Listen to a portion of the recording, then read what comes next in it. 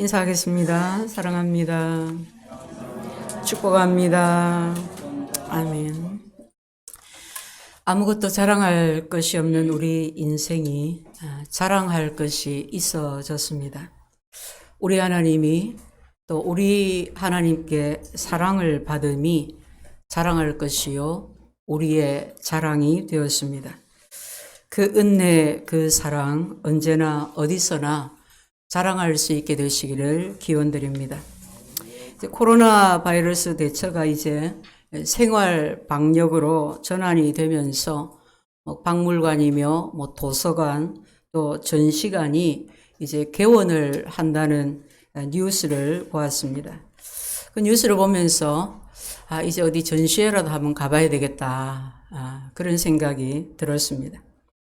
사람들이 전시회를 갑니다. 물론 부산은 기회가 좀 적긴 하지만 그래도 찾아보면 이런저런 모양의 전시회들이 늘 상설 전시하고 있는 전시관들이 있습니다. 사람들이 전시회를 가는데 왜 갈까요? 그죠? 전시되어 있는 작품을 보러 가죠. 그냥 시간이 나서 누구를 따라서 그냥 별 생각 없이 그렇게 갈 수도 있겠지만은 대개는 누구의 작품인지 또 누구의 작품을 전시하는지 그걸 보고 갑니다. 이미 다 고인이 되었지만 저도 이중섭 화가 작품전이나 천경자 화가 전시회 이런 데를 가본 적이 있습니다. 특별히 그림의 조예가 깊어서가 아니라 그분들의 삶에 대한 관심이 그분들의 작품으로 이어졌고 그들의 작품 속에 그들의 삶이 어떻게 녹아나는지를 보고 싶어서 갔습니다. 예전에 광복동에서 용두산 공원으로 올라갈 때 미화당 백화점이라고 있었습니다. 옛날 이야기입니다. 이제 미화당 백화점을 통해서 이렇게 올라가는 거예요. 근데 그 미화당 백화점 4층에 공원과 연결되기 직전에 초상화를 그리는 화가가 있었어요. 그래서 이제 우리 아이들이 곧잘 용두산공원에 놀러 가는데 그럼 늘 거기에 멈추어 서서 그림을 그리는 걸 봅니다. 제가 지금까지 수많은 초상화를 보았지만은 저는 그 화가처럼 그렇게 똑같이 그리는 사람을 한 번 본 적이 없어요. 이상희 화가님. 모릅니다, 개인적으로. 그냥 그 초상화에다가 이상희 적어 놓은 걸 보는 거예요. 너무 똑같이 그리는 거예요. 우리 초상화를 많이 보죠, 그죠? 요즘에는 관광지에 가면 특징을 그려주는 캐리케처 화가들도 있고, 초상화를 그린 그림을 보거나 또 직접 이렇게 모델이 되는 경우들이 있는데, 이 초상화를 보면 누구 얼굴이냐가 중요합니까? 누가 그렸느냐가 중요합니까? 누가 그렸느냐가 더 중요해요. 그죠? 누가 저걸 그렸느냐. 초상화의 가치는 바로 작가에게 있습니다. 누구 그림이냐 이 말이에요. 초상화 중에서 유명한 초상화가 있습니다. 모나리자. 그죠? 레오나르도 다빈치의 작품입니다. 아주 유명한 화가고 조각가고 아주 뛰어난 그런 분이죠. 근데 이 모나리자의 이 초상화의 여자를 보면 그렇게 미인도 아닙니다. 그죠? 딱이 상반신 이렇게 딱 있는데. 그리고 늘 궁금해서 얘기하는 눈썹이 있느냐 없느냐, 왜 눈썹이 없느냐, 병이 들었느냐, 아니면 그 시대에 미인은 다 눈썹을 깎았느냐, 그런 얘기에서부터. 또 신원도 사실은 확실하지가 않습니다. 이탈리아 피렌체 어느 상인의 둘째 부인이라는 설도 있고, 레오나르도 다빈치의 어머니라는 설도 있고, 심지어는 다빈치가 자신을 투영해서 그린 자신의 모습이다. 그런 얘기도 있어요. 주인공으로 꼽는 사람이 대략 10명이 넘어갑니다. 아직도 누군지 모릅니다. 몇 해 전에 이제 파리에서 있었던 청년대학생, 유럽에 있는 청년대학생 전도 집회에 그때 갔을 때 하루인가 이틀인가 먼저 도착을 해서 파리의 루브르 박물관에 이제 들어가게 되었어요. 여행을 다니시다 보면 오래된 그런 건물이나 그런 데 보면 꼭 한쪽에는 이렇게 보수를 하고 있어요. 공사를 해서 다 열려져 있지 않음에도 불구하고 얼마나 크고 넓은지 내가 한나절 동안 다 보리라. 꿈을 빨리 깨야 됩니다. 들어가자마자 조각을 한번 둘러보는데 벌써 2시간이 넘어가는 거예요. 정말 그렇게 안 하려고 했는데, 정말 여유있게 좀 작품들을 좀 이렇게 감상을 해보려고 했는데, 시간에 쫓기고 피곤하니까 어떻게 하느냐 하면, 몇 층 어디에 뭐가 있다는 걸 보고 이제 거기 가서 사진 한 방 찍고 옵니다. 정말 그렇게 안 하고 싶었는데, 이미 그 층에 들어가면, 모나리자 있는 쪽에 사람들이 팍팍 하고, 밀로의 비너스가 있는 쪽에 사람들이 팍팍 하고 줄 서서 사진 찍습니다. 안 하고 싶었는데, 그렇게 하고 왔습니다. 유명하다, 이 말, 유명하다. 그 모나리자 누군지도 모르는, 신혼이 누군지도 모르는 그 초상화의 그 여자가 궁금해서 그래 갔겠습니까? 아니죠. 그죠? 레오나르도 다빈치의 작품이라서 가는 거예요. 그 화가의 작품이라서 가는 거예요. 어떤 작품이 중요한 이유는 그 작품 자체 때문이 아니라 그 작품에 담겨 있는 화가의, 그 작가의 의도, 그 작가의 솜씨. 야, 어떻게 이렇게 그렸을까? 본문 10절 말씀에 우리는 그가 만드신 바라. 표준 3번역에 보면 우리는 그의 작품이라. 작품이라. 아주 간단한 그런 아주 놀라운 선언이 아닐 수가 없습니다. 여러분, 우리가 뭐라고요? 우리가 그의 작품이라. 작품이라. 큰 소리로 한번 복창하시겠습니다. 우리는 하나님의 작품이라. 우리는 하나님의 작품이라. 우리는 하나님의 작품이라. 우리는 하나님의 작품이라. 우리 옆에 계신 분들 조금 떨어져 있지만 서로 우리는 하나님의 작품입니다. 우리는 하나님의 작품입니다. 한 번 더 반대쪽으로 우리는 하나님의 작품입니다. 우리는 그가 만드신 바라. 우리는 하나님의 작품입니다. 하나님이 우리를 하나님의 작품으로 만드셨다고 말씀하고 있는 것입니다. 우리가 하나님의 작품이면 교회는 뭡니까? 하나님의 작품들이 전시되어 있는 전시회잖아요. 그렇죠? 하나님의 작품인 우리는 작품 자체로 중요한 것이 아니라 저자인 하나님의 솜씨와 하나님의 의도를 반영하기 때문에 중요한 것입니다. 우리가 하나님의 작품이라면 우리가 이 땅을 살아가는 동안에 우리를 통해서 하나님이 드러나야 합니다. 그죠? 어떻게 하면 우리를 통해서 하나님이 드러나실 수가 있을까요? 하나님을 나타내는데 필요한 것이 무엇일까요? 아름다운 외모, 건강한 신체, 뛰어난 재능, IQ가 막 잴 수가 없어요. 막 200이 넘어가고 풍부한 내가 가진 소유, 자랑거리들. 여러분, 이것들은 다 중요하지가 않습니다. 중요한 것은 나를 통해 나타나는 하나님의 솜씨, 하나님의 의도, 하나님의 섭리, 그것이 중요합니다. 그렇게 살다 보면 나는 왜 이럴까? 내 인생은 왜 이럴까? 예수 믿고 다른 사람들은 잘만 하나님의 은혜 가운데 살아가는데 나는 왜 이럴까? 이런 의구심이 들 때도 있습니다. 그러나 바로 거기에 하나님의 의도가, 나를 향하신 하나님의 섭리가 있는 줄로 믿습니다. 여러분, 똑같은 풍경을 그립니다. 똑같은 걸 보고 그리는데 화가에 따라 달라요. 다르죠? 안 똑같습니다. 똑같은 곡을 연주합니다. 피아니스트가 피아노를 연주합니다. 첼로를 연주합니다. 바이올린을 연주합니다. 연주자에 따라 다 다릅니다. 똑같은 곡을 하는데. 왜요? 해석이 달라서 그래요. 그 연주자가 그 곡을 해석하는 게 달라서 다르게 나타나요. 그 의미가 다르기 때문에 다르게 나타나요.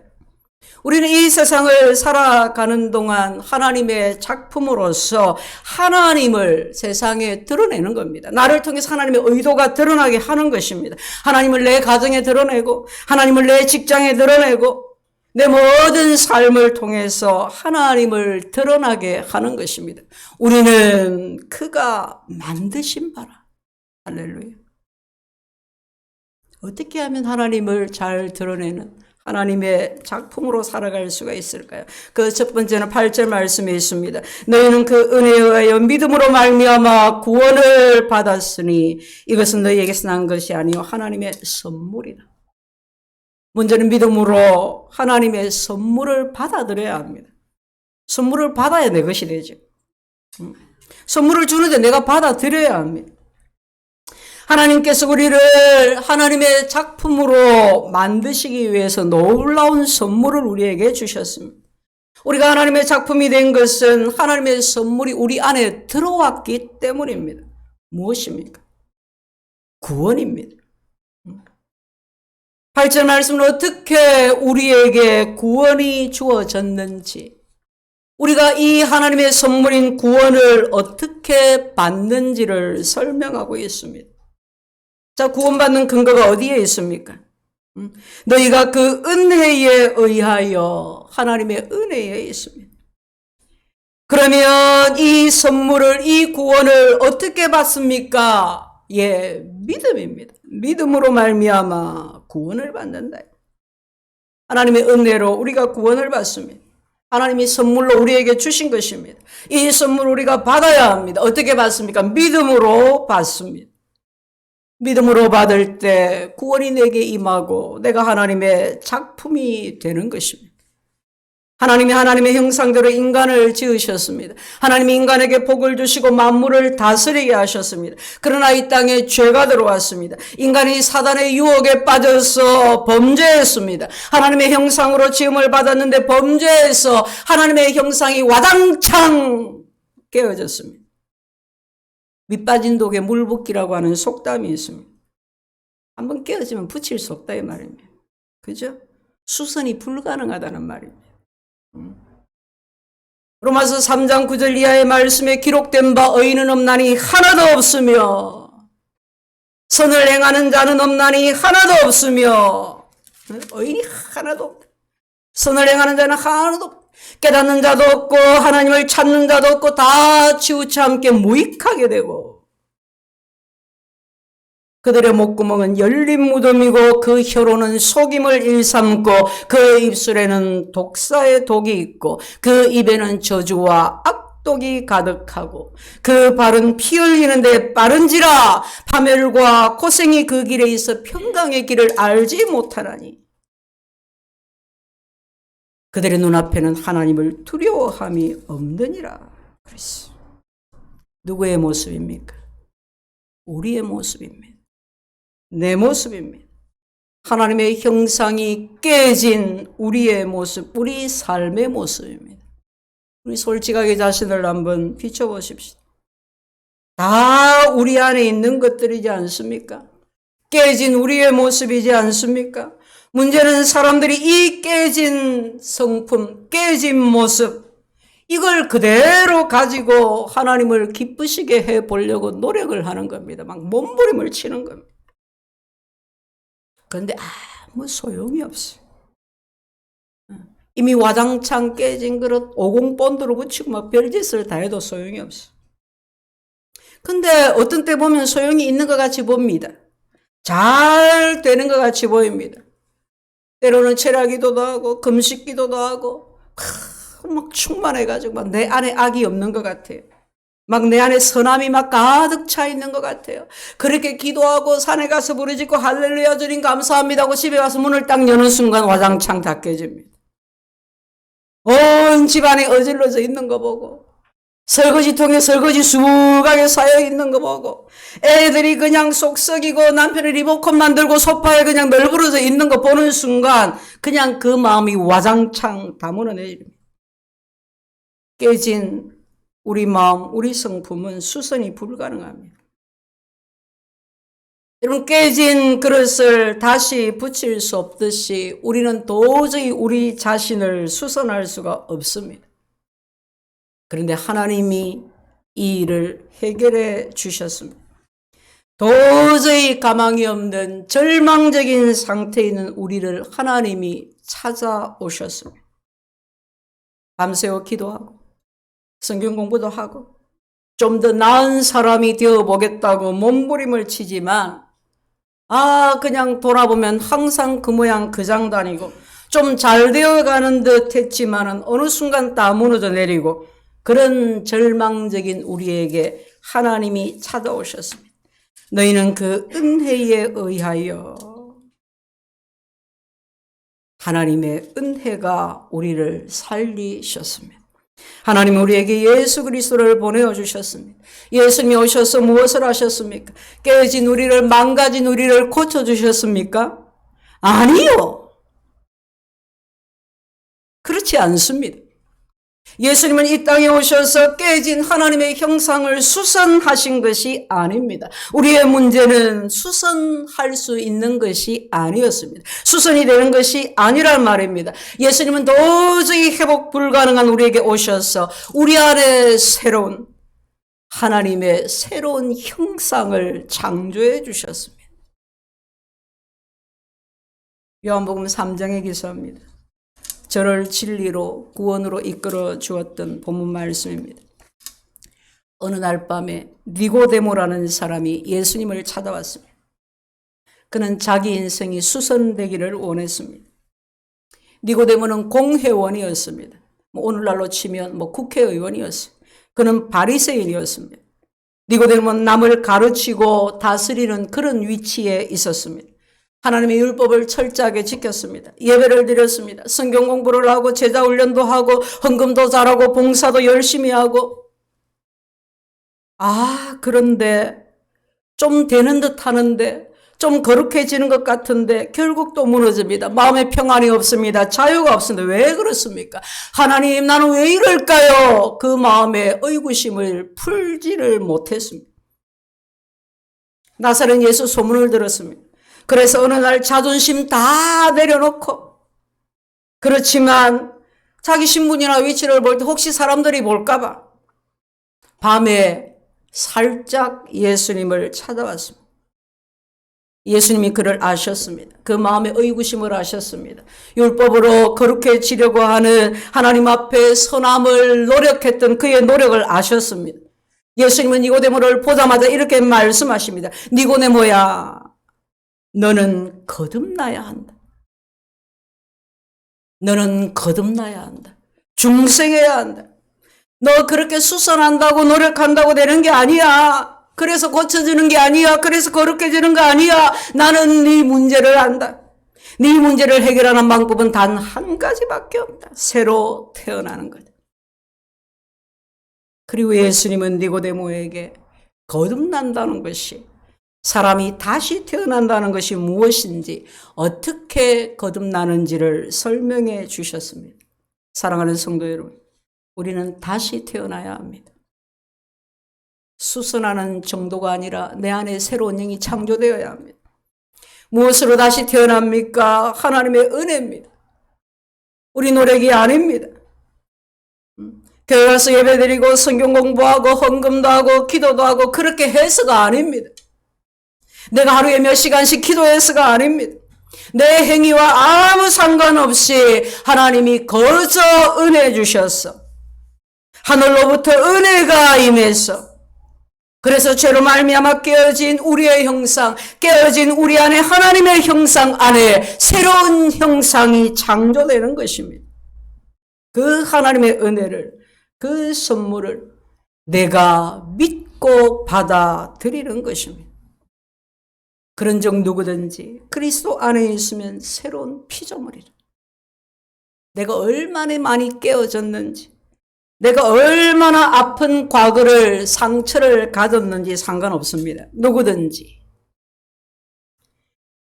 그리스도 안에 있으면, 누구든지 예수 그리스도가 주와 구주이신 것을 믿고 영접하면, 그리스도 안에 들어오면 새로운 피조물이라 말씀하십니다.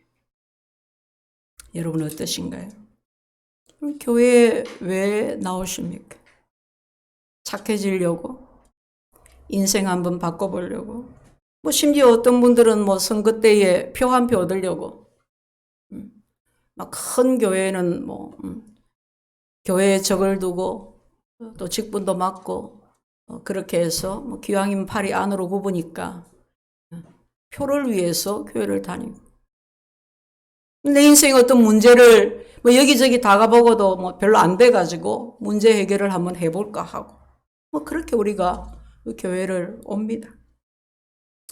여러분 혹시 자신의 인생을, 자신의 잘못된 인생을, 자신의 만족되지 않는 인생을, 또 깨어진 하나님의 성품을 수선하기를 원하십니까? 수선하고 있는 중입니까? 먼저 우리가 알아야 할 것은 우리가 아무리 노력해도 내 행위로 결코 내가 수선될 수 없는 존재라는 것을 알아야 합니다. 윤리적으로 도덕적으로 좀 더 나은 사람이 되려고 교회 오는 것 아닙니다. 우리는 먼저 이 하나님의 은혜를 감사함으로 받아서 믿음으로 그대로 받아들여서 새로운 피조물이 되어야 합니다. 두 번째는 겸손히 하나님을 높여야 합니다. 행위에서 난 것이 아니니 이는 누구든지 자랑하지 못하게 함이라. 여러분 신앙생활을 오래 할수록 빠지기 쉬운 함정이 있습니다. 교만입니다. 자랑하고 싶은 겁니다. 나를 막 내세웁니다. 자신을 내세우고 자기 업적을 자랑하고 싶은 유혹에 빠지기가 쉽습니다. 신앙생활 오래 했을 때 그런 유혹이 있습니다. 사실 교회에 처음 나오면 뭐 새가족들 초신자들은 자랑할 것이 없어요. 성경을 많이 안다고 자랑을 하겠습니까? 기도를 잘한다고 자랑을 하겠습니까? 자랑할 것이 아무것도 없어요. 처음에는 부끄러워서 인사도 잘 못합니다. 눈도 안 마주치고. 빨리 예배 마치면 예 이러고 빨리 가기 바쁩니다. 많은 이야기를 혹시 시킬까 싶어가지고. 그러다가 이제 예수님을 영접하고 은혜를 알았어요. 이제 은혜로 이제 교회를 다니게 되니까 교회 오는 것이 사모함이 되고 재미가 나고 그러잖아요. 점점 그 구원받은 은혜가 막 감사해서 아이고 하나님 내가 이 은혜를 무엇으로 갚겠습니까? 갚을 길 없는 은혜에 감사합니다. 그래서 충성도 하고 봉사도 하고 또 어느 날부터 헌금도 하고 아이고 내가 좀 더 잘 믿음이 성장해서 하나님을 섬겨야지. 제자 훈련도 받고 또 어느 날 직분이 이제 주어질 때 내 같은 사람이 어떻게 직분을 감당해요. 막 교회만 좀 다니면 다 집사 되는 줄 알아가지고 뭐 집사 직분을 별 시원찮게 여기는 분들도 간혹 계실지 모르겠지만 내가 이 직분을 어떻게 감당할까. 두렵고 떨리는 마음으로 그렇게 직분을 받습니다. 그 직분에 충성합니다. 그렇게 세월이 가고 연륜이 쌓입니다. 그러다가 어느 순간 내가 한 일들이 보이기를 시작합니다. 내가 무엇을 섬겼는데, 내가 얼마나 봉사했는데, 내가 얼마나 헌금했는데, 아마 우리 교회 절반은 내 헌금일걸? 내가 그 영혼 전도했는데, 그렇게 내가 한 일들이 보이면서 나를 알아주지 않으니까 섭섭함이 생깁니다. 야, 어느 교회는 목사님이 막 성도들인데 칭찬하는데 우리 목사님 칭찬 한마디를 안 한다. 내가 이래 헌금도 많이 하고 내가 이래 뭘 많이 했는데 안 알아주는 거야. 그치? 교회를 위해서 내가 뭘 했는데 예? 그러면서 섭섭한 마음이 확 들어오는 거예요. 그러면 그의 신앙은 더 이상 성장하지를 못합니다. 그때부터 스톱입니다. 빨리 그 마음을 해결하지 않으면 퇴보됩니다. 공동체에서 멀어집니다. 신앙생활의 감동과 감격이 사라집니다. 성도 여러분, 우리는 저도 여러분도 하나님 나는 무익한 종입니다. 내가 할 일을 했을 뿐입니다. 주님이 나에게 할 힘을 주셔서 한 것뿐입니다. 그렇게 하나님만을 높여야 합니다. 이 마음 잃어버리지 않도록 경계해야 합니다. 이스라엘의 초대왕으로 세워진 사울 왕이 하나님께 버림받았습니다. 기름 부음을 받아서 왕이 되었지만 버림받았어요. 사무엘 선지자가 사울 왕의 잘못을 이렇게 지적을 했습니다. 왕이 스스로를 작게 여길 그때에 이스라엘 지파의 머리가 되지 않았습니까? 여러분 실제로 사울은 백성들이 자신을 왕으로 선출할 때 부끄러워가지고 나서지도 못하고 숨어 있었어요. 사무엘이 계속 말합니다. 그런데 어찌하여 왕이 하나님의 목소리를 청종하지 아니하였나이까? 어찌하여 자신을 스스로 높였습니까? 스스로 자신을 작게 여길 때 하나님이 왕이 되게 하셨는데 스스로 자기 자신을 왜 높였습니까? 그래서 본인도 망하고 가문도 망하고 나라도 전쟁에 치고 비참한 최후를 맞지 않았습니까? 여러분, 내가 나 자신을 자랑하고 내세우는 순간 나는 이미 하나님의 작품이기를 포기하는 것입니다. 하나님의 영광을, 하나님의 이름을, 하나님의 뜻을 드러내야 하는 내가 작은 일 하나로 자랑하고 내 업적을 내세우게 되면 하나님은 더 이상 나를 통해서 일하실 수가 없습니다. 일하시지 않습니다. 내가라는 생각이 드는 순간 하나님의 작품이 아닌 존재가 되어버리고 내 이름과 내 업적을 다른 사람에게 알리기를 원하는 그 순간 하나님 앞에 내가 드렸던 봉사와 헌신과 충성이 그 모든 것이 물거품이 될 수도 있다는 것을 우리는 명심해야 합니다.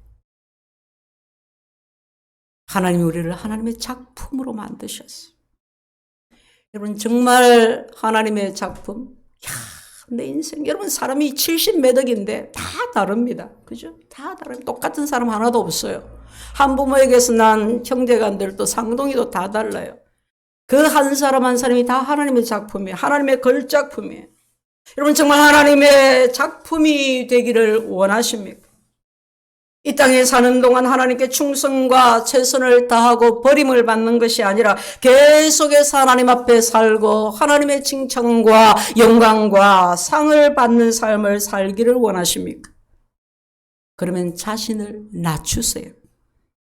겸손하게 하나님을 높이세요. 내가 하는 이것을 내 마음속에서 없애십시오. 훈련해야 돼요. 한 번도 이 마음이 없었다 그런 건 아니에요. 그죠? 근데 이 마음을 자꾸 이렇게 내려놓기를 훈련하는 거예요. 내려놓고 하나님을 높이고 내려놓고 좀 섭섭한 게 올 수 있잖아요. 내가 잘했는데 저거끼리 잘한 것처럼 막 얘기하면 좀 섭섭하잖아요. 자꾸 그때 내 마음을 내리는 거예요. 그렇지. 하나님이 하신 것이지. 훈련하는 거예요. 자꾸 훈련하는 거예요.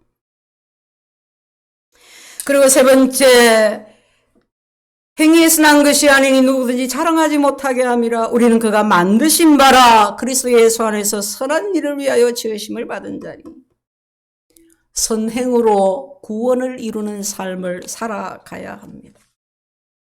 여기 행위에 대해서 두 번을 언급합니다. 첫째는 9절에서 구원이 우리 행위와 전혀 관계가 없다고 말씀하시고, 두 번째는 10절에서 선한 일을 행하도록 하기 위해서, 즉 행위를 위해서 구원하셨다고 말씀하십니다. 여러분, 이 말씀을 잘 이해해야 합니다. 우리는 내 행위로 구원받지 않습니다. 그러나 그렇게 말하니까 행위를 아무것도 아닌 것처럼 생각하고 사는 사람들이 많습니다. 행위는 구원의 방법이 아닙니다. 하지만 행위는 구원의 목적이 됩니다. 구원받았으면 선행을 해라 이 말이에요. 그게 구원을 이루어가는 삶이다 이 말이에요. 하나님이 우리를 구원하신 것은 행위가 아니라 은혜로 구원하셨습니다. 왜 구원하셨느냐? 선한 행위를 위해서, 선한 삶을 살도록. 이런 우리가 서기관, 바리새인 이런 사람들을 얕잡아 보면 안 됩니다. 성경에 맨날 야단 맞고 이러니까 소홀하게 취급을 하는데 그렇지 않습니다. 여러분, 그들은 618가지 율법을 만들어 놓고 매일 아침 그 율법을 외우고 그 율법을 따라 살려고 노력을 했습니다. 죄 안 지으려고, 거짓말 안 하려고 막 노력하고, 도둑질은 엄두도 못 내고 거룩하게 살려고 날마다 분초마다 애쓴 사람들입니다. 11조를 빠뜨린 적이 없습니다. 정말 선하게 살려고, 율법의 선을 이루려고 애썼던 사람들입니다.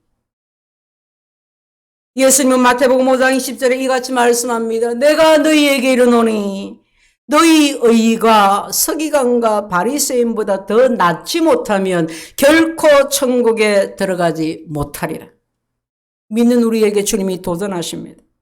너희가 정말 은혜로 구원받았냐? 구원이 하나님의 은혜냐? 정말 내가 너희에게 준 선물이 구원이 뭐든지 아느냐? 그러면 적어도 너희는 서기관과 바리새인보다는 나아야 되지 않냐? 그 말이에요. 여러분 주변을 한번 둘러보십시오. 우리 신앙의 형제자매들 한번 둘러보십시오. 우리 주변에 수많은 멋지고 아름다운 그런 하나님의 작품들이 있지 않습니까? 믿는 사람 하나 없는 가정에서 혼자 믿음을 시작하면서 또 결혼해서 믿는 사람 하나 없는 그런 시댁에서 여러분 사람이 살면 수많은 어려움이 있습니다. 가정 안에 수많은 어려움이 있습니다. 뭐 시댁 하는데 시댁만 문제가 있는 게 아니에요. 친정하고도 문제가 많습니다. 친정엄마하고 안 맞을 수도 있습니다. 그런데 그 함께 살아가면서 있는 그 수많은 문제들. 때로는 화도 나고, 때로는 억울하고, 때로는 뭐 싸워야 되고, 내 목소리를 드러내야 되고, 그럴 때가 많지 않습니까? 그런데 손해봅니다. 묵묵하게 참습니다. 왜요? 나는 예수 믿으니까. 나는 교회 다니니까. 야, 나는 이럴 때 하나님이 도와주셨다, 응답해 주셨다, 그런 은혜가 있으니까. 그래서 힘들어도 참고, 기다리고, 감내하는 겁니다. 세월이 지나서 부모님이 예수님 믿게 됩니다. 시어른이 예수님 믿게 됩니다. 교회를 나옵니다. 여러분 전에는 너그나 잘 믿고 잘 살아라. 그보다 훨씬 더 전에는 야 교회 다니면 부모도 모르나 형제도 모르나 그랬던 분들이 한 번, 두 번 교회를 나오시다가 어느 날 예수님을 믿고 신앙생활을 하게 됩니다. 그리고 이제는 그 지나간 수고를 알아주게 됩니다. 형제간에 동서간에도 인정해 줍니다. 어느 시어머니는 우리 며느리 정말 훌륭하다. 우리 며느리한테 고맙다. 그런 말씀하시는 분들이 많아요. 예수 안 믿는 며느리였으면 벌써 이혼하고 난리 났을 텐데. 우리 대부분이 안 믿는 가정에서 믿음을 가지고 믿음 생활하면서 수많은 어려움들을 겪어왔지 않습니까? 내 믿음을 지킬 뿐만 아니라 이제는 전도를 해야 되니까 또 전도하면서 또 얼마나 많은 어려움들을 또 겪게 되었습니까? 내가 하나님의 은혜를 알고 그 은혜를 알게 하는 것이 너무 힘들었고 또 지금도 힘든 중에 있지만 그래도 그것을 감내하는 것은 내게 임하신 하나님의 은혜 때문입니다. 내가 그 하나님의 은혜를 알았기 때문입니다. 가정을 위해서, 교회를 위해서, 또 우리 사회 속에서 말없이 묵묵하게, 조용히, 또 뒤에서 수많은 선행을 하고 있는 사람들. 그들은 하나님의 작품들입니다. 여러분, 작품이라고 다 같은 작품이 아니죠? 어떤 작품은 창고 한 구석에 먼지 막 쌓여가지고 썩어가는 거 하면 어떤 작품은 박물관에 갤러리에 막 전시가 되고 수많은 관람객들의 눈과 마음을 끌고 감동을 주고 그렇게 해서 그 작가를 영광되게 하지 않습니까? 성도 여러분, 우리 하나님 앞에서 자기 인생을 한번 점검해 보십시다. 하나님께서 우리를 하나님의 작품으로 만드셨습니다. 예수님을 이 땅에 보내셔서 십자가에서 우리 위에 피 흘리시기까지 하시면서 우리를 하나님의 작품이 되게 하셨습니다. 여러분 어떤 작품인가요? 나를 통해 하나님이 드러나시고 있나요? 하나님의 성품이, 하나님의 구원이 나를 통해 나타나고 있나요? 집에서, 직장에서 도무지 덕이 안 되는 잘못된 작품, 버려진 작품은 아닌가요? 아무런 맛도 없는, 예수 믿는 맛도 없고 예수 믿는 멋도 없고 아무 쓸데없어서 밖에 버려져 사람들에게 밟히는 맛 잃은 소금, 버려진 작품은 아닌가요? 우리 모두 하나님의 영광을 드러내는, 하나님의 성품을 드러내는, 하나님의 의도를 드러내는, 하나님의 구원을 드러내는 훌륭한 작품이기를 바랍니다. 우리 자녀들이, 직장의 우리 동료가, 우리 이웃이 우리를 보고 하나님을 보게 되고 하나님을 만날 수 있게 되기를 바랍니다. 우리 아이들이 우리 부모님은 정말 믿음의 사람이었어. 우리 형제들은 부모님 신앙 때문에 하나님을 정말 바로 만날 수가 있었어. 우리 할머니는 늘 기도하셔서 얼마나 기도를 많이 하시느냐면 나는 자랄 때 나를 위해서 기도할 필요가 하나도 없었어. 열만 조금만 나면 할머니가 와서 할머니 손 얹고 기도해 주시고 할머니 기도 끝나고 엄마가 와서 기도하고 나는 나를 위해서 기도할 기회가 없었다는 거예요. 어떤 집사님이 청년 때 그러더라고. 그런 그도 나중에 주님을 깊이 만나고 새로운 영예로 하나님의 형상으로 창조되고 나니까 신앙생활이 확 바뀌어버리더라고. 그렇게 기도 소리를 듣고 자라면서 그렇게 신앙하는 모습을 보고 자라면서 그것이 내 인생에 얼마나 큰 자원이고 자산이 되었는지 몰라. 얼마나 나를 부유하게 했는지 몰라. 하나님이 나에게 주신 첫 번째 선물 내 부모님이야. 그죠? 이런 부모가 되고 이런 조부모가 되실 수 있기를 바랍니다. 우리 모두 이런 인생이 되어야 할 것입니다. 우리는 그가 만드신 바라. 우리 큰 소리로 복창하십시다. 나는 하나님의 작품이다. 시작. 나는 하나님의 작품이다. 나는 하나님의 작품이다. 아멘. 어버이 주일입니다. 하나님의 작품인 부모가 되고 또 하나님의 작품인 자녀가 함께 이루어가는 가정, 하나님이 복 주시고 사용하시고 하나님이 영광 받으시는 우리 가정들 다 되시기를 주의 이름으로 축원합니다. 기도합시다. 우리를 구원해 주시고